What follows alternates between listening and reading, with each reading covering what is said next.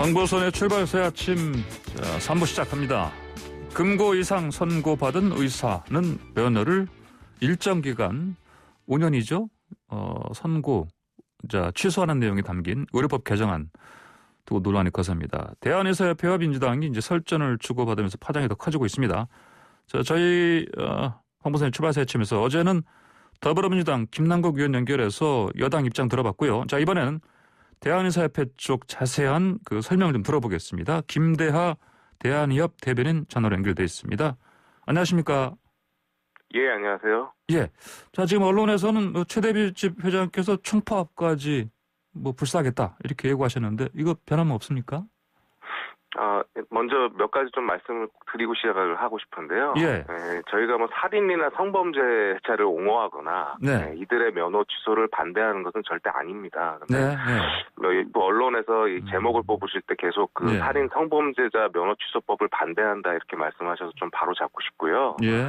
두 번째로 어제 국회에서 저희를 비난하시면서 살인 면허 특권이다, 살인 성범죄 프리패스다 이런 표현을 사용하셨는데 살인 면허 프리패스요. 예. 예, 이것은 사실 대다수의 선량한 의사를 모욕하는 것이라고 생각합니다. 네. 설령 그런 부분에서 면허 제한이 안 되고 있다고 하더라도 예. 대다수의 의사는 이런 살인이나 성범죄 같은 중범죄를 저지를 생각도 없고 저지르지 않고 살아가고 있는데 이것을 특권이다, 프리패스다 이렇게 말할 수 없다고 보고요. 네. 예, 그리고 마지막으로 의사 면허만 지금 적용되는 게 아닌데 마치 의사 면허에만 적용되는 것처럼 말씀하시는 부분들이 있습니다. 사실 의료인이 모두 적용받는 부분이라는 거 말씀드리고요. 네, 잘 아시겠지만 지난해에도 사실 정부와 의료계가 좀 극한의 갈등을 겪었지 않습니까? 예. 네, 당시에도 의대 정원을 확대하고 공공의대 신설하는 것을 7월 말에 당정이 발표하면서 이제 갈등이 불거졌는데 그때도 저희가 5월, 6월부터 미리 저희의 입장을 많이 밝혀왔음에도 불구하고 결국 파업 선언을 하니까 이제 정부에서 뒤늦게 대화하자, 논의하자 이런 분위기가 됐었거든요. 예. 네, 무슨 말씀이냐면 보건의료 관련한 이런 정책이나 법 개정에서 의료계가 사전에 의견을 반영시킬 수 있는 이런 구조가 아니다 보니까 이의라든지 반대 의견을 제기해도 이게 제대로 좀 받아들여지지 않는 경우가 많이 있고 예. 특히 정책을 추진하시는 분들이 이제 의사라고 하면 보통 일반적으로 생각하는 힘 있는 집단 내지는 기득권이라고 생각하시는 분들이 많기 때문에 예. 이러한 프레임을 좀 많이 활용을 하시는 것 같아요. 그렇다 보니까 의료계도 이런 정책에 대해서 어떤 의견을 낼 때 다소 강경한 목소리를 내야지만 좀 주목을 받는 그런 구조가 있다 보니까 예. 그런 배경이 있다는 걸 좀 이해를 해주시고요. 다시 예. 본론으로 돌아오면 총파업이라든지 백신 접종 중단에 대해서는 아직까지 저희 협회 차원에서 결정을 내린 바는 아직 없고요. 다만 예. 이제 의료계 내부에서 워낙에 좀 이 사안에 대해서 반대 의견이 거세다 보니까 예. 분명히 그런 강경한 목소리도 있는 건 분명한 사실이고 그렇지만 저희도 이런 상황이 바람직한 것은 아니라 보고요. 그런 상황이 되지 않기 위해서 국회에서 저희가 이제 말씀드리는 대로 한번 다시 검토를 신중하게 해주시기를 부탁드리고 있는 그런 상황이다 이렇게 말씀드리겠습니다. 그럼 최대집 회장의 총파업 발언은 어떻게 보면 그 여러 목소리 중에 어떤 강경한 목소리 중에 하나다 이렇게 보면 되겠습니까? 그걸 반영한 거다? 말씀드린 대로 협회 차원에서 아직 어떤 결정을 내린 바가 없습니다. 협회 차원에서 총파업 관련해서 결정된 건 없다. 예, 알겠습니다. 자, 그러면 이런 얘기 또 많이 들려요. 보니까 의료계 길들이기다 말씀하신 대로 아까 이제 지난번에 8월 달에 이제 그때 서로 충돌이 벌어졌을 때 이것에 대한 보복성이다 이런 얘기도 좀 들리는 것 같습니다. 맞습니까? 물론 이제 그렇게 믿고 싶지는 않습니다만 사실 의사들이 많이 이제 의구심을 갖고 있는 건 사실입니다. 그러니까 국회가 국민께서 선출한 이런 권력인 입법권을 가지고 법을 만들고 개정하고 이런 부분이야 당연히 국민으로서 존중하죠. 그런데 그런 신성한 권력을 사용함에 있어서는 사실 불편부당한 공정함이 반드시 필요하고 특히나 이제 특정 인이나 특정 단체에 대한 집단에 대한 감정 표출이 되어서는 안 된다고 생각을 하는데 여러 상황에서 사실 저희가 의구심을 좀 가질 수밖에 없는 상황인 건 사실입니다. 예를 들면 이번에 발의가 된 의료법 개정안도 사실 수년간 여러 논의가 있었지만 마지막에 2018년 말에도 거의 현재 법과 유사한 의료법 개정안이 국회에 올라왔었거든요. 당시에는 근데 보건복지부라든지 아니면 국회 전문위원들이 저희가 마치 주장하는 것과 마찬가지로 이 직무의 어떤 특수성이라든지 특성 그리고 어떤 타 직업간의 형평성 등을 고려해서 신중하게 검토해야 된다 이런 의견들을 냈었음에도 불구하고 2년 만에 이렇게 분위기가 바뀐 것은 사실 조금 의아한 측면이 있고요. 또 한 가지는 이제 이번 면허 제한과 관련된 의료법 개정안이 한 7, 8개 정도의 법안이 이제 병합이 된 겁니다. 네, 근데 그 법안들 보면은 사실 작년 6월, 7월, 8월에 한 건씩 발의가 된 것이고요. 그리고 9월 이후가 나머지거든요. 네, 그러니까 사실은 시기적으로 볼 때 작년에 이제 의료계와 정부 사이에 이런 갈등이 빚어진 이후에 사실 집중적으로 발의가 된 것이고요. 또 다른 법안들도 여러 가지가 있습니다. 예컨대 의료인이 어떤 정당한 사유 없이는 업무를 중단할 수 없다라고 중단할 수 없도록 하는 의료법 개정안. 뭐 저희 의료계에서는 이것이 의료인의 어떤 집회나 시위의 자유 이런 것들을 억압하는 법안 아니냐라고 이제 이야기를 했었는데 사실 뭔가 좀 작년 9월 이후에 계속해서 의료계를 좀 제한하고 의료계로서는 반발할 수밖에 없는 법안들이 여러 개 나온 게 사실이다. 그런 배경이 있다 보니까 이번에도 많은 의사들이 이것이 어떤 개정 의도와는 다른 어떤 이유가 있지 않냐라고 의구심을 갖는 겁니다. 예, 아까 이제 형평성 말씀하시길래 여당 쪽에서는 이제 그 변호사 등 다른 전문 직종과 뭐 동일한 기준으로 그런 개정안을 만들었다 이렇게 얘기를 합니다. 이에 대해서 어떻게 대답하시겠습니까? 우리 사회에는 이제 전문 직종이 많이 있고요. 그 중에 대표적인 게 이제 의사랑 아마 변호사일 겁니다. 그렇다 보니까 이제 동일한 기준을 적용하는데 왜 문제냐라고 이제 많은 분들이 말씀하시는데요. 전문 직종이라 하더라도 사실은 서로 하는 일이라든지 사회적 역할은 분명히 다른 부분이 있거든요. 변호사나 회계사, 법무사 이런 분들은 업무 자체가 그 기존에 있는 법을 중심으로 이루어지는 것입니다. 그러니까 다시 말해서 법을 숙지하고 법을 지키는 이런 전문가라는 거죠. 그렇다 보니까 이분들이 위법을 저지르는 것은 아무래도 법과 무관한 다른 전문가가 위법을 저지르는 것과는 좀 다른 무게로 보는 것으로 저희는 이해하고 있고 헌법재판소에서도 이전에 변호사분이 이것이 좀 의사라든지 다른 직종과 비교해서 차별이 아니냐라고 이제 헌법소원했을 때 헌법재판소 판례에서는 변호사와 의사는 분명히 다르다. 변호사는 사회 정의 실현과 인권 옹호를 해야 되는 직업이고 직무 자체의 공공성이 강조된다 이렇게 언급했던 부분이 있거든요.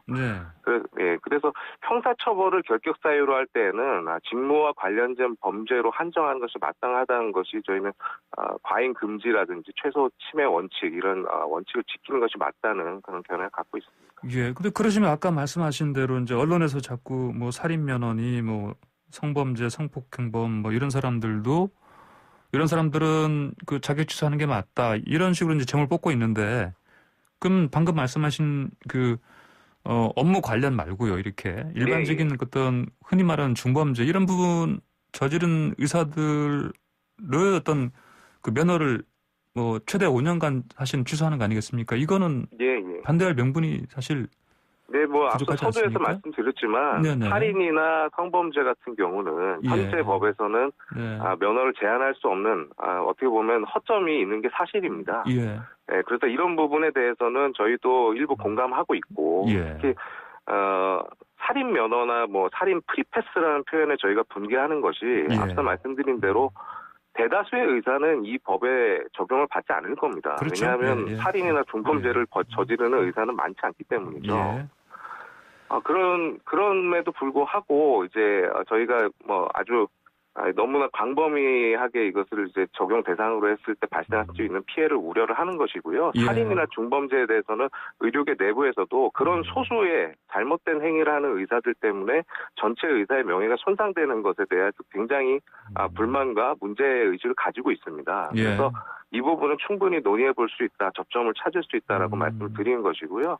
다만 좀 한 가지 말씀드리고 싶은 것이 이것이 사실 뭐 2000년에 의료법이 개정이 되면서 의사들에게 뭔가 특혜를 준 것이다 이런 식으로 지금 알려지고 있는데 예, 사실 저희도 그래서 좀 찾아봤는데요.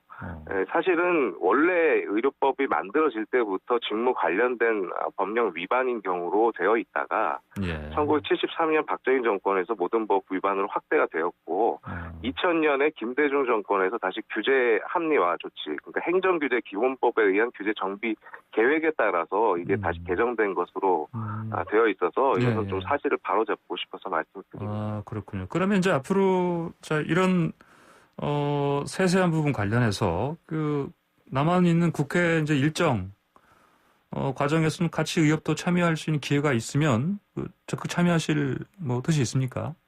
아, 예, 물론입니다. 네. 뭐 앞서 말씀드렸지만 저희가 어떤 사전에 반대 의견을 내거나 네. 어떤 정책이라든지 법에 대해서 우려를 내더라도 사실 진지하게 검토되지 않는 그런 분위기가 있습니다. 보건의료 영역에선 그래서 거기에 대한 불만이 가장 큰 것이고요. 예.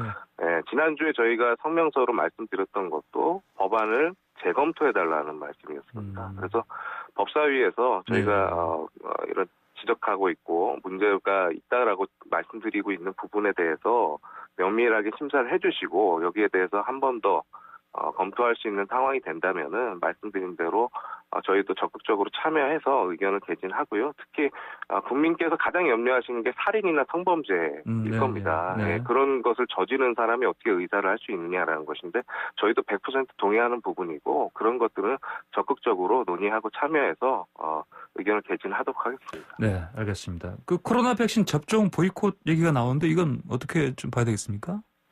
먼저 바로 예. 이틀 전이죠. 21일 일요일에 네. 의정 공동위원회, 그러니까 백신 접종을 위한 의정 공동위원회가 열렸고요. 예. 예, 물론 이 자리에서 저희 협회 회장께서 참여해서 이 우려의 말씀을 하신 것이 주로는 많이 보도됐습니다만 거기에 회의에 저희 실무진도 같이 참여해서 논의를 했었고 지금도 계속해서 접종 사업에 대한 논의를 하고 있다. 다시 말해서 접종을 위한 준비를 계속 하고 있다는 걸 먼저 말씀드리고요. 예, 앞서 말씀드린 대로 이런 정책이나 법 개정에 대한 우려가 있다 보니까 다소 강경한 분위기가 되었고 그런 목소리들이 주로 이제 언론에서 보도를 하시면서 좀 너무나 좀 앞서 나가시는 상황인 것 같다 말씀드리고요. 코로나19 백신 접종은 사실 이 코로나19라는 1년이 넘게 이제 전 인구가 이제 씨름하고 있는 감염병에 대응할 수 있는 가장 과학적인 수단입니다. 그리고 의학적으로 검증이 된 백신 접종은 이미 저희 의료계 특히 대한의사협회에서 계속해서 조속하게 시작을 해야 된다라고 주장을 해왔고요. 정부가 조기에 적극적으로 백신을 확보해서 신중하게 접종을 하자라는 것이 의료계 입장이었던 만큼 지금도 이것은 변함이 없는 것입니다. 그래서 국민께서 우려하시는 일이 없도록 저희도 의료계도 최선을 다할 것이다. 너무 언론이나 이렇게 이야기해 주시는 분들께서 조금 너무 앞서 나가시고 자극적으로 말씀해 주시는 것이 오히려 국민께서 불안하게 만드는 건 아닌가 하는 말씀을 드리고 싶습니다.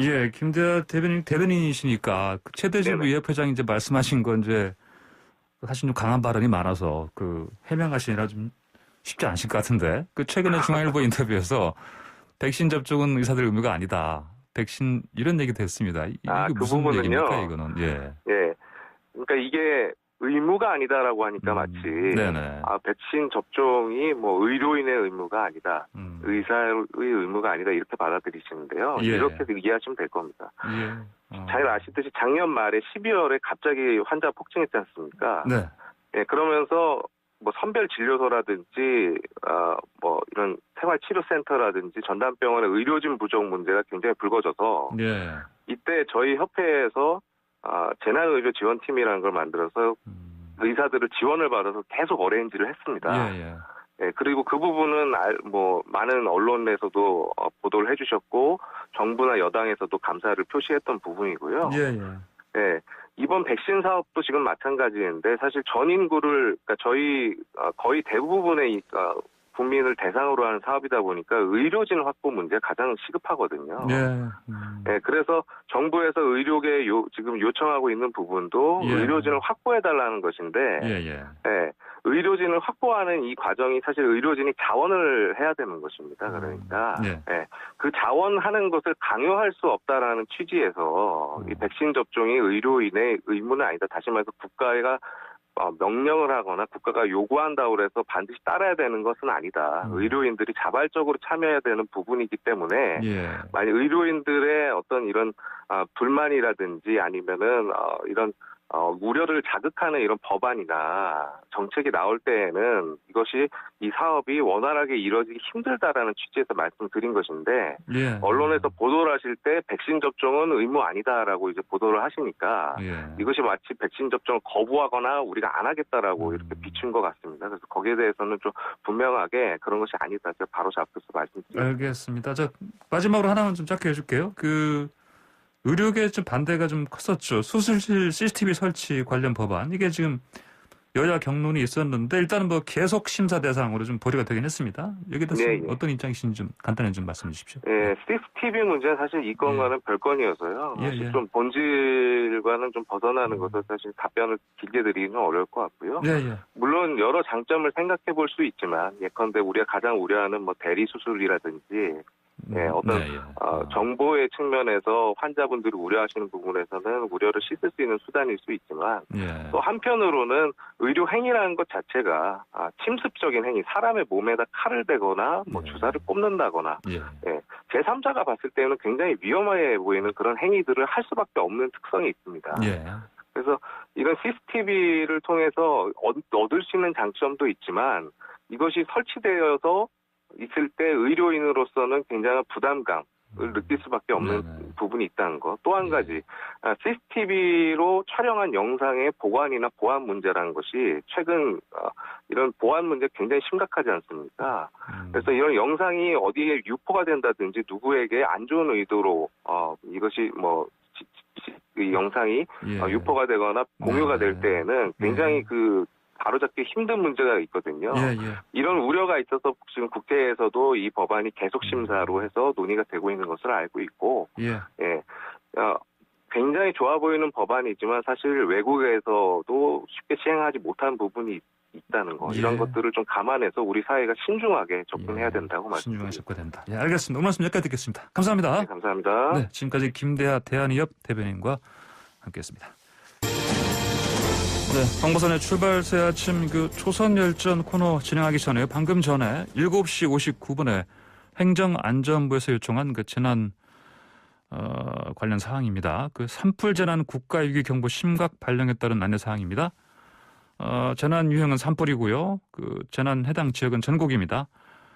2021년 2월 21일 오후 6시 경북 안동, 예천, 경남, 하동, 충북, 영동 지역의 산불 재난 국가위기 경보가 관심에서 심각으로 상향 발령되었습니다. 산불이 발생하지 않도록 소각 금지 및 화기물 소지, 입산 금지 등 불씨 관리에 각별한 관심과 주의를 기울여 주시기 바랍니다. 산불을 발견했을 경우에는 산림청 042-481-4119, 소방서 119, 경찰서 112, 시도, 시군구 산림부서, 산림항공본부, 지방산림청, 국유림관리소 등 산림관서로 신속하게 신고해 주시기 바랍니다. 이상입니다. 자, 다양한 우리 이슈를 초선 의원들의 시간을 살펴보는 초선일전 시간입니다. 자, 허은하 국민의힘 의원 전화로 연결돼 있습니다. 안녕하십니까? 네, 안녕하세요. 허은하입니다. 네, 장경태 더불어민주당 의원 전화로 연결돼 있습니다. 안녕하십니까? 네, 안녕하세요. 장경태입니다. 자, 먼저 이 문제부터 좀 토론을 해보죠. 신현수 민정수석이 지금 사실상 사의를 철회한 것이다 이런 얘기가 들립니다. 너무 복귀했습니다. 대통령한테 이제 거취를 일임했고요. 자, 신 수석의 최종 결정 어떻게들 보십니까? 먼저 장경태 의원께서 말씀해 주시겠네요. 일단 민정수석께서 여러 가지 검찰개혁 과정에서 본인의 역할을 대단히 좀 또 많이 하고 싶으셨던 것 같은데요. 어찌되었건 이런 부분들이 해프닝으로 끝나게 돼서 다행이라고 생각합니다. 대통령께 자신의 거취를 일임하고 직무를 최선을 다해서 수행하겠다고 밝힌 부분이 어찌되었건 지금 이 검찰 고위급 인사 이후에 또 이 검찰 중견 간부들의 인사 과정에서 충분히 또 의견 수렴과 절충이 잘 이루어진 것 같고요. 또 사실 오히려 어떤 분들은 윤석열 총장의 입장을 상당히 많이 반영된 인사다라고 이야기하신 분입니다. 그렇기 때문에 이런 어떤 인사 논쟁은 이제 일단락된 것 같습니다. 일단락됐다 이렇게 보시는군요. 청와대 발표처럼요. 허은하 의원께서는 어떻게 보십니까? 이번에 청와대 사의 파동에 대해서는 저희가 좀 주목해야 할 몇 가지 사안이 있는 것 같습니다. 그러니까 첫 번째는 신수석과 문재인 대통령의 관계인데요. 두 분은 그 노무현 청와대에서 함께 이제 근무를 하셨고 또 당시 문 대통령은 바로 지금 신수석의 자리였던 민정수석이셨고요. 신수석은 문재인 수석과 함께 근무하던 비서관이었습니다. 이후에 신수석이 대선 당시에 문재인 후보의 법률 지원 단장을 맡았고 그 동료적 관계와 동지적 관계를 쌓은 최측근이라는 점을 꼭 생각하고 있어야 되고요. 두 번째는 신수석이 임명된 지 채 2달도 되지 않았다는 겁니다. 그러니까 신수석의 임명은 추미애나 윤석열 갈등이 그 윤석열 총장의 완승으로 끝나자 이를 이제 봉합하고 또 수습하기 위한 대안적 차원이 아니었나라는 생각이 드는데 그 대통령의 최측근 인사가 가장 중요한 시기에 핵심적인 과업을 앞두고 직을 던졌다는 것에서 어떤 심리가 작용했다는 한 건 아닌지 좀 살펴봐야 될 것 같습니다. 제가 생각할 때는 좀 감당할 수 없는 일이라는 부담감이 작용했거나 좀 사기당했다라는 심리가 작용한 것이 아닌가 싶은데요. 그렇지 않다면 이렇게 온 나라가 들썩이게 하는 사이쇼를 할 수는 없었다고 생각을 합니다. 그러니까 사의는 철회했다고는 했지만 여전히 갈등은 남아있다고 보고요. 그러니까 신수석은 대통령께 거취를 일임한다라고 했지만 다들 아시다시피 이것은 다시 말해서 갈등의 씨앗이 된 박범계 장관인지 자신인지를 선택하라는 통보라고 볼 수 있지 않겠습니까? 또 전원에 따르면 신수석은 살면서 박범계 볼 일 없다라는 말까지 남겼다고 하는데 그 추미애 장관과 윤석열 총장의 싸움이 신수석과 박 장관의 싸움으로 바뀐 것이 아닌가 하는 생각이 들고요. 이 싸움에 공통점이 있다면 4명 모두 문 대통령이 임명했다는 것이고요. 이 범란의 최종 책임은 문 대통령께서 지셔야 될 것 같습니다. 최종 책임을 대통령이 져야 된다. 알겠습니다. 자, 그러면 어떻게들 보십니까? 거취를 일임한다 했던 그 표현을 보면은 뭐 완전히 그 사퇴하겠다는 의사를 철회했다고 또 볼 수는 없고요. 또 거취 일임이니 또 대통령께서 사표를 또 수리하실 수도 있고 이런 여지가 남아 있습니다. 이런 가능성들은 어떻게들 보시는지요? 장경태 의원님? 일단 어제 또 대통령 주재 수석보좌관 회의에도 참석하셨고요. 대통령께서 아마 크게 고심을 하시거나 이런 부분도 없는 것 같습니다. 어찌됐건 업무 복귀를 하신다고 또 본인이 스스로 민정수석께서 하셨고요. 그런 과정에서 정상적인 업무가 진행되고 있기 때문에 그리고 이제 더 이상 갈등의 소위 갈등의 소지라고 예상되는 저희 검찰 인사에 대해서 사실 일단락됐기 때문에 국민의힘이 참 오히려 한가하신 것 같아요. 지금 다들 코로나 위기에 전국민 재난지원금에 대한 논쟁, 또 복지 논쟁들이 이루어지고 있는데 또 이렇게 참 청와대 민정수석의 거취까지도 고민하시고 걱정해 주실 정도로 한가하신가 이런 생각도 드는데 아무튼 저희는 일단 이 업무 복귀를 하심으로써 일단락이 됐다고 생각을 합니다. 민주당 내에서 근데 사실 좀 비판 목소리가 있었는데 김용민 의원이죠. 윤석열 검찰이 하던 행동이다 이런 얘기를 했습니다. 어쨌든 청와대 참모로서 사실 부적절한 그런 행동이었다 이런 비판도 있고요. 자, 이런 당내 비판 여론 어떻게 지금 이 부분 관련해서 사실은 신수도 들었을 텐데 어떻게 이걸 소화해야 되겠습니까? 아무래도 김용민 의원님 건 같은 경우는 이 언론 쪽 입장 아니겠습니까? 검찰 인사라는 법적 절차라는 것은 이 검찰총장의 의견을 들어서 법무부 장관이 임명제청을 대통령께 올리면 대통령께서 이제 인사권자로서 재가하는 절차입니다. 그런데 그 과정에서 이제 민정수석은 이 청와대 참모인 것이거든요. 수석 비서관이 있죠. 그렇기 때문에 이 대통령께 의견을 고언하고 조언을 하는 것이지 또 보고를 하고 하는 것이지 그 과정에서의 법적 절차의 역할은 없다. 이제 이 부분 원론적인 입장을 말씀하신 거기 때문에 이 부분을 지나치게 확대한다든지 갈등으로 해석하는 것은 조금 더 과장된 것 같습니다. 네, 알겠습니다. 저는 네, 허은희 의원님. 네. 예. 네, 저는 뭐 김용민 의원은 좀 이분법적인 사회에 살고 계신 듯하다는 생각이 좀 들었고요. 이분법적 사회요? 무슨 말씀이신지? 대한민국에서 일어나는 모든 일이 조국 편인가 아니면 적인가로 구분하려는 것 같아서 상당히 안타깝습니다. 김용민 의원이 아무리 뭐 조국 천국, 성렬지옥 이런 걸 외친다고 해도 이미 국민과 법의 판단은 어디로 기울였는지 좀 상기해 보시길 진심으로 부탁드리고요. 조국과 그의 일가는 법정에 섰고 추미애는 결국 옷을 벗고 말았습니다. 김용민 의원에게 좀 묻고 싶은 거는 문재인 대통령이 직접 나서서 우리 정부의 검찰총장이라고 한 윤 총장한테 오만하다라고 하는 국회의원은 과연 민주당 의원인지 조국당의 의원인지 궁금하거든요. 그 대통령의 참모가 그 직을 가벼이 여겨서 그 사이쇼를 하는 거 당연히 부적절합니다. 그리고 이에 대한 피로도는 온전히 국민의 몫이죠. 그런데 그 참모는 대통령이 직접 임명한 최측근 인사라는 것을 꼭 기억해야 되는 거거든요. 이번 사의 파동은 결국 조국, 추미애, 박범계 이렇게 이어지는 검찰 개혁이 노선을 이탈하고 있다는 증거라고 생각하고요. 또한 대통령의 리더십이 안으로부터 붕괴되고 있다는 방증입니다. 김용민 의원이 차기 법무부 장관을 염두에 두시는 것인지 모르겠지만 그 조국 교수의 시각이 아닌 국민의 시각으로 현 상황을 보아주셨으면 한다라는 부탁을 드리고 싶습니다. 예, 알겠습니다.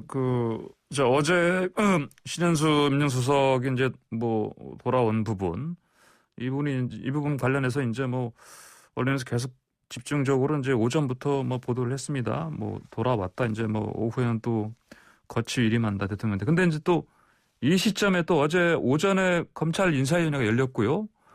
상당히 빠르게 바로 당일에 그 인사 단행했습니다. 검찰 중간 간부요. 자, 이 면면은 좀 어떻게들 보셨습니까? 장윤태 의원님? 뭐 일단 어제 이 검찰 인사 중간급단부 인사가 발표가 났는데요. 여러 가지가 있었습니다. 지난 7일에도 일단 이 윤석열 검찰총장의 징계를 이끌었던 또 검찰 행정을 하는 법무부 검찰국장이 남부지검장으로 이동을 했습니다. 그리고 어제 또 이 채널A 사건이라든지 월성원전 조작 사건이라든지 김학의 차관 불법 출국 금지 사건의 팀장을 맡고 있거나 담당 간부들이 모두 다 유임됐거든요, 사실. 그러니까 이런 부분들이 어찌됐건 윤석열 총장이 지휘하고자 하는, 수사하고자 하는 방향에 맞는 분들인데, 이분들이 다 유임됐다는 점, 유지를 하고 있는 상황, 의견이 대부분 다 반영됐기 때문에, 그런 점에서 저는 이제 이런 어떤 해프닝이 다 일단락됐다고 말씀을 드리고 싶고요. 사실 이 민정수석의 어떤 역할이라는 게 어찌됐건 법적 절차 과정에서 대통령의 조언자입니다. 그런데 허은하님께서 또 조국 수석을 꺼내서 얘기를 하시는데 과거 정부에서 민정수석이라고 하면 대통령의 최측근으로 있으면서 정말 정말 권력의 횡포를 저질렀던 우병우 민정수석이 있었죠. 형 미쳤어라고 하면서 정말 이 법적 절차를 다 무시하지 않았습니까? 오히려 이 법무부 장관으로서 법적 절차, 검찰 법무행정의 절차를 지켜가는 이 적법 절차를 행하는 부분이 이게 문제라고 한다면 그동안 탈법, 편법, 불법을 자행해왔던 이 국민의힘이 스스로 본인들이 그걸 인정하는 꼴이 아닌가 이렇게 생각이 들고요. 어찌됐건 검찰 인사를 통해서 이번 해프닝은 다 일단락된 것으로 봅니다. 예, 허은하 의원님 의견 어떻습니까? 박범계 장관이 윤석열 검찰총장 그다음에 신현수 수석 의지를 좀 반영했다는 이런 분석 보도도 나오는데 어떻게 동의하십니까? 어제 법사위에서 전주혜 의원이라던가 김도읍 의원, 조수진 의원의 인사에 대한 질문에 대해서는 거의 꿀먹은 벙어리가 되셨던 걸 기억하고요. 다만 김남국 의원께서 인사는 비밀이 유지돼야 된다 그러셨나? 이런 질문을 하니까 그 부분에 대해서 답변했던 것을 기억하고 있습니다. 그러니까 저희 18일에 원래 법사위가 열리기로 했었는데 이용구 차관이 고열로 불참해서 파행되다시피 했었지 않습니까? 그때 코로나 시국의 고열은 당연히 불참의 사유가 됩니다. 그러나 이용구 차관이 병가를 냈다는 박범계 장관의 얘기와 다르게 이 차관은 연가를 사용을 했거든요. 이거는 무엇을 뜻하냐면 병원의 진료 기록을 증빙할 수 없다는 것입니다. 그러니까 이런 사소한 거짓말 하나에서부터 그 법무부의 신뢰가 무너지고 있는 거라고 생각을 하고요. 예. 어제 법사위는 온종일 검찰 인사를 대통령이 제가 했나 안 했나라는 그런 장이 됐습니다. 그러니까 장관의 대답은 결국은 네. 청와대의 발표로 가름하겠다라는 것뿐이었거든요. 예. 언제부터 대한민국 국회 법사위가 장관이 보고했는지 대통령이 제가 했는지를 추궁하는 것 그렇게 됐는지 이 자체가 비극이라고 생각을 하고요. 예. 국정을 논해야 하는 민의회장에서 진실 게임하는 것도 아니고 도대체 언제까지 국민들에게 이런 모습을 보여드려야 하는지 솔직히 너무나 비참합니다. 예. 청와대는 기강을 상실했고요. 정부는 진실을 상실했고 국민은 진짜 어이가 상실인 상황이라고 생각합니다. 박범계 장관께서 네. 조국과 추미애 장관의 그림자가 보이는 것이 또한 너무나 슬픈 일이 아닌가 싶습니다. 예, 알겠습니다. 네, 지금 초선의원들의 시각으로 우리 사회의 다양한 이슈를 살펴보는 초선열전 코너 진행하고 있습니다. 자, 청취자분들 의견들 주시고 계시는데요. 3379님께서는 국민의힘에서는 근거 없이 의혹만 제기하지 말고 신중하게 비판해 주시면 좋겠습니다. 이런 의견 주셨고요. 0577님께서는 민주당은 코로나로 국민들이 씨름하고 있는데 이 시국에 이런 갈등을 위해 계속 만드는 건가요? 라고 보내주셨습니다. 자, 장경태 의원, 허윤아 의원과 함께 토론 나누고 있는데요. 의견 주실 분들은 계속해서 샵 0945번 50원 유료 문자로 보내주시고요. 유튜브 보이는 라디오로도 같이 함께 저희 프로그램 하실 수 있습니다. 자, 다음으로요. 국민 위로 지원금이요. 이 명칭이 좀 논란이죠. 자, 민주당 지도부가 경기 진작 지원금을 언급하니까 대통령이 꺼낸 화두인데, 자, 야권에서는 선거용이다. 이렇게 좀 비판하고 있습니다. 이 발언의 시점, 뉘앙스 어떻게 봐야 될까요? 자, 먼저 이거는 장경태 의원께서 좀 말씀해 주시죠.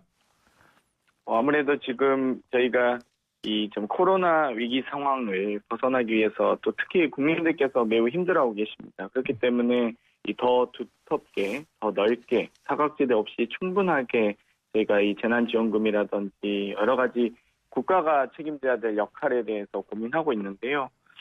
저희가 여러 가지 지금 손실보상도 그렇습니다만 4차 재난지원금 그리고 앞으로 이 전 국민들의 이 내수 경기를 진작시키기 위한 여러 가지 사회적 거리가 완화되고 또 확진자 수가 줄어들면 여러 가지 이 경기 부양책들을 고민하고 있습니다. 그래야지만 또 경제를 살릴 수 있는 거니까요. 근데 이 소위 재정 건전성이라고 하는 것은 원래 보통 이 여당이 걱정을 하지 야당이 걱정하진 않거든요.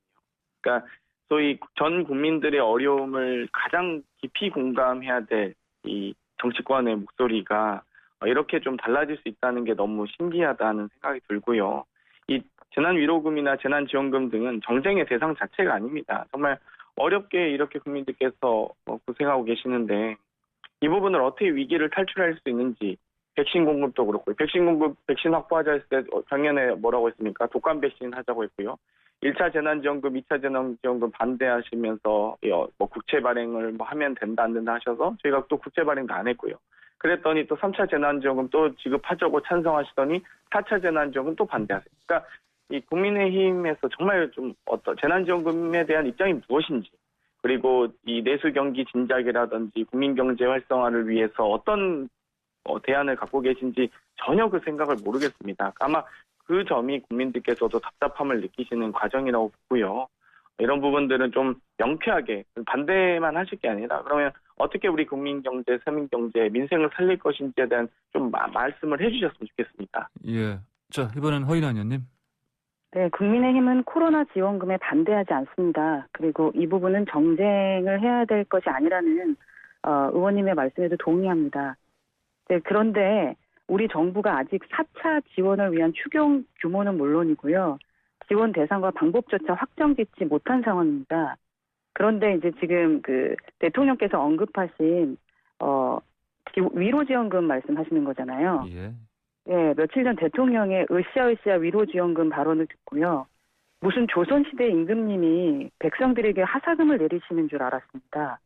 공공부문 부채가 아시다시피 1,000조 원에 이르고 있고요. 국민 1인당 2천여 원의 빚을 지고 있는 상황입니다. 이런 상황에서 대통령의 선심성 현금 살포 발언은 상당히 부적절한 것이 사실이지 않습니까? 그래서 저희 당의 윤희숙 의원은 대통령의 개인 사비로 내실 거냐라는 얘기도 했고요. 또 왜 미래를 걱정하냐, 그러니까 국민의힘은 웰빙당이다라고 얘기하는 발언에 대해서 저희 당의 김웅 의원과 저희가 국민의 미래, 우리 아이들의 미래를 걱정하는 것이 웰빙당이라면 우리 웰빙당 하겠다라고까지 얘기했습니다. 다시 돌아가서요. 코로나 지원금은 안 풀기, 막 풀기가 아니라 잘 풀기 차원에서 접근해야 됩니다. 우선 대통령의 위로금이란 단어 자체가 아주 많이 잘못됐습니다. 코로나로 멈춰버린 경제 엔진을 다시 가동하기 위해서는요. 돈이 돌아야 되잖아요. 따라서 코로나 지원금은 위로금이 아닌 부양금입니다. 미국에서도 역시 경기 부양금이라는 용어를 사용을 하고 있고요. 경기 부양금적 차원이라면 4차 지원금의 효과를 살펴본 후에 지급되어야 하고요. 또 더 취약한 곳에 더 많이 라는 선별적 지급이 이루어져야 됩니다. 이런 지원이라면 언제든지 협력할 수 있다고 생각하고 저희의 입장을 다시 한번 설명해 드리는 겁니다. 알겠습니다. 자, 그리고 이제 이번 주에 코로나 백신 접종 금요일 26일 시작되는데 자, 이것 좀 얘기를 나눠볼게요. 자, 여야 설전이 이제 대통령이 1호 대상자가 돼야 이거 두고 지금 공방이 좀 시끄러운데 자, 어떻습니까? 유승민 의원이 일단 처음에 이걸 얘기를 꺼냈죠. 그다음에 정청래 의원이 실험 대상 이런 표현을 썼고요. 자, 이런 상황을 어떻게 보십니까? 장경태 의원님? 일단 국민의힘의 백신 정쟁이 정말 무능과 무책임의 좀 파렴치한 정쟁이라고 생각하는데요. 접종 조급증을 좀 버리셨으면 좋겠습니다. 방역 당국의 지침을 좀 기다리셨으면 좋겠고요. 여러 가지 조건에 맞는 접종 순서가 있습니다. 그 순서에 맞춰서 대통령 또한 전 국민의 한 사람으로서 이 순서에 맞춰서 접종을 하시겠다고 하시고 계신 거고요. 일단 국민의힘에 저는 아까도 방금 좀 고구마한테 좀 미안하지만 고구마 먹은 것처럼 답답했는데 재난 위로금이면 어떻고 보상금이 어떻습니까? 국민들께 지원하는 게 중요하죠. 그래서 위로금이면 반대하시고 보상금이면 찬성하시겠다. 이런 말장난인 것 같고요. 일단 문재인 정부는 박근혜 정부 당시에 메르스 사태가 있었습니다. 정말 감염병원을 감추고 늦장 대처로 많은 확진자를 발생시켰었는데요. 사실 메르스보다 훨씬 더 어려운 코로나는 전 세계가 위기에 빠져 있고 이 부분을 초기 대응부터 현재까지 투명하게 공개하고 또 국민의 안전과 생명을 지키기 위해서 최선을 다하고 있습니다. 저 7시간 동안 내팽개치는 정부가 아니지 않습니까? 그렇기 때문에 국민의힘의 이런 위로금에 대한 고민들, 백신에 대한 고민들 좀 조급증을 버리시고 이제는 좀 국민을 좀 생각하는 이 부분만큼은 국민을 생각하는 좀 정당으로서 말씀을 해주셨으면 좋겠습니다. 네, 허은하님. 네, 국내 첫 접종에 대해서도 이 부분만큼은 국민만 생각해 주셨으면 좋겠는데요. 저는 이 일에 대해서는 왈가왈부할 필요가 없다고 생각을 합니다. 문재인 대통령께서는 소통을 넘어서 쇼통의 달인이라고 불리고 계십니다. 뭐라고요? 아마 지금의 소통을 넘어서 쇼통의 달인이라고 불리고 계시는데 아마 지금의 상황을 유심히 지켜보고 있을 것이라고 생각을 하고요. 저는 백신이 도착하면 문재인 대통령께서 김종숙 여사와 함께 등장해서 극적으로 1호 접종 이벤트를 선보일 것이라고 생각을 합니다. 그러니까 더불어민주당에게 있어서 이제 대통령의 안위보다 중요한 것은요. 정권의 안위입니다. 그러니까 민주당의 성추행으로 치러지는 보궐선거에 유일하게 쥐고 있는 무기가 백신과 현금뿐이잖아요. 그러니까 문재인 대통령은 싫어도 1호 접종자가 될 수밖에 없다고 생각을 합니다. 만약에 문 대통령께서 1호 접종을 거부한다면 아마 대통령 스스로는 레임덕을 가속시키고 민주당은 필패의 길을 걸을 수밖에 없다고 생각을 합니다. 그러니까 문재인 대통령은 자의가 아니라 더불어민주당이라는 타의로 인해서 1호 접종자가 될 수밖에 없다고 생각하고 아까 장 의원께서 얘기했던 것처럼 국민을 위해서라도 안전하다는 걸 보여주기 위해서라도 아마 먼저 맞지 않으실까 하는 생각이 듭니다. 이제 먼저 맞으시면 근데 또 이거 새치기다, 특혜다 이런 또 비판도 나올 수 있지 않겠습니까? 허 의원님? 그러한 부분까지도 염려하시고 아마 지금 계속 유심히 지켜보시면서 타이밍을 보고 계시다고 저는 생각을 합니다. 알겠습니다. 제가 국민의힘이 장경태 의원님 정쟁이라고 말씀을 드리는 이유가요. 아마 대통령께서 먼저 맞겠다고 하면 국민을 제쳐놓고 먼저 맞는다고 비판했을 거고요. 가만히 있으면 또 국민 건강 안중에도 없다고 또 비판했을 겁니다. 그렇기 때문에 이거는 뭐 어떤 일을 해도 비판할 거라고 봅니다. 예, 알겠습니다. 자, 허은하 의원님, 박영선 민주당 서울시장 예비 후보가 뭐 장관 시절에 백신 주사기 생산 개발을 도왔다. 이거 홍보한 거 두고 비판을 좀 세게 하셨죠? 어떤 얘기입니까? 네네. 예, 성과 그래도 이룬 건 맞지 않습니까? 예. 네, 성과 이루셨죠. 예. 저 역시 뭐 SNS를 통해서 개발 기업과 정부의 노력을 칭찬을 했습니다. 예. 그런데 박 후보자의 생색내기식 숟가락 얻기가 도를 넘어서 지적을 했던 거고요. 예. 박 장관의 주사기 쥐어짜기는 세 가지 차원에서 문제가 있습니다. 첫 번째는 접종할 백신도 없는데 주사기만 자랑하는 것은 국민을 좀 우롱하는 것이다라는 차원이고요. 두 번째는 정작 우리 국민은 이 주사기를 사용할 수도 없습니다. 정부는 이미 지난달에 다른 업체 2곳하고 주사기 4천만 개 공급 계약 마쳤거든요. 예. 당시만 해도 이 업체는 물량 공급 여부가 확실치 않았고요. 예. 가격도 다른 곳보다 4배가량 비쌌다는 이유 때문이었습니다. 그리고 마지막으로는 장관 시절의 업적을 서울시장 후보로서 내세우는 것은 후보자 스스로 공직을 서울시장형 스펙으로 여겼다라는 것을 인정하는 겁니다. 예. 이는 박 후보자 외에 모든 공직자들의 공직 기강을 무너뜨리는 사례가 될 수 있다고 생각했기 때문에 지적을 했던 겁니다. 부디 공직에 대한 도리하고 서울 시민에 대한 예의를 지켜주시길 바라는 마음에서 지적을 했으니 긍정적으로 봐주셨으면 좋겠습니다. 예, 장 의원님 짧게 좀 마지막으로 좀. 네. 뭐 일단 이 코로나 위기 상황에서도 벤처기업 일자리는 오히려 5만 개 이상 늘어났고요. 종사자 수도 72만 명으로 4대 그룹 종사자 수를 넘어섰습니다. 이 유니콘 기업 가치 1조 원이 넘는 기업도 10개가 늘어서 13개가 됐습니다. 문재인 정부 들어서. 여러 가지 이런 중소기업에 대한 이 발전, 그리고 지원책들을 열심히 했다는 걸 자랑할 수 있죠, 당연히. 네. 예, 알겠습니다. 자, 오늘 두 분 말씀은 여기까지 듣도록 하겠습니다. 잘 들었습니다. 감사합니다. 네, 감사합니다. 네, 지금까지 장경태 더불어민주당 의원, 허은하 국민의힘 의원과 함께했습니다. 황보선의 출발새 아침 3부 마치고 잠시 뒤 4부로 돌아오겠습니다. 네, 황보선의 출발새 아침 4부 시작합니다. 자, 4부는 매일 아침 스포츠의 매력을 짧고 굵게 전해주는 코너죠. 스포츠가 얼마나 좋은지로 시작합니다. YTN 스포츠부 조은지 기자 전화 연결됐습니다. 조 기자 안녕하십니까? 안녕하세요.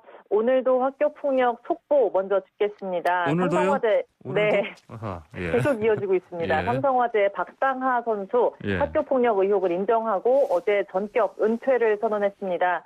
구단을 통해서 학교폭력 논란으로 심려 끼쳐 죄송하다, 학창시절 학교폭력을 범했다라고 인정을 했고요. 상처받은 분들께 사과하고 죄송하다면서 책임지고 은퇴해서 반성하는 마음으로 살겠다라고 밝혔습니다.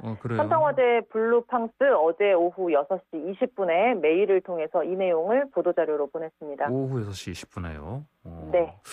가만히 있어봐라. 이 선수 주장 아닙니까? 주장이죠? 맞습니다. 삼성화재 주장인데 이제 캡틴이 없어졌어요. 그래요. 통로 글이 이제 처음에 올라왔던 게 지난 19일이었거든요. 그래서 사흘 만에 전격 은퇴를 발표를 한 겁니다.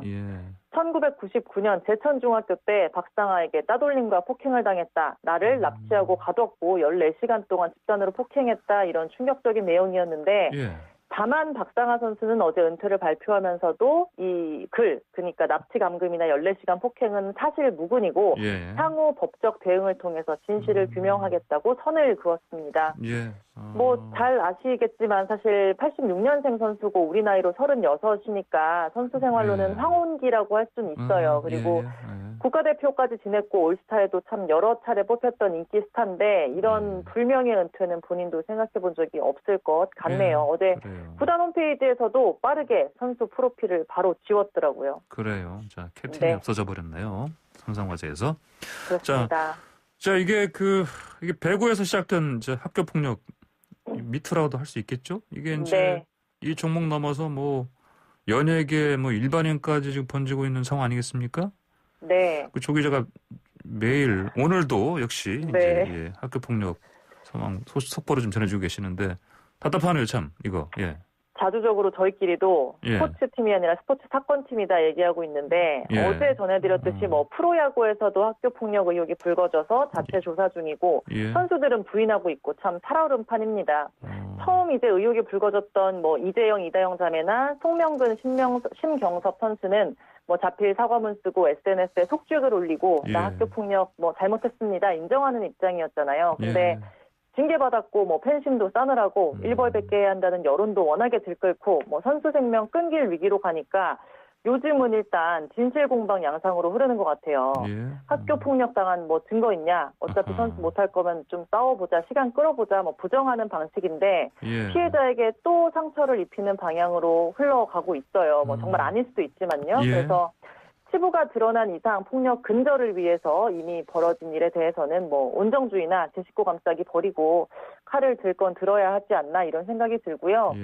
지금 운동하는 새싹들 초중고 학생 선수들에게는 지도자가 제일 중요하겠죠. 운동부의 학교 폭력은 사실 지도자의 무관심이나 묵인이나 방조, 심하면 지시에 의해서 대물림 되거든요. 그래서 주장이나 선수들한테 야 애들 군기 좀 잡아라 뭐 이렇게 소극적으로 뭐 이렇게 시킬 수도 있고 소극적으로 폭력을 눈감기도 하고요. 그래서 학교 폭력이 드러나면 뭐 몇 년간 대회 출전 못하게 하고 뭐 지도자랑 학교에 세게 징계 주고 이렇게 다루면 이거는 당장 근절할 수 있다고 저는 봅니다. 그래요. 학교 폭력 이 문제 와중에 또 다른 악재도 좀 또 터진 거 있죠?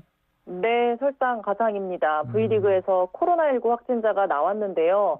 KB손해보험의 센터 박진우 선수가 어제 고열 증세가 있었다고 해요. 그래서 선별진료소에서 검사를 했는데 어젯밤 늦게 확진 판정이 나왔습니다.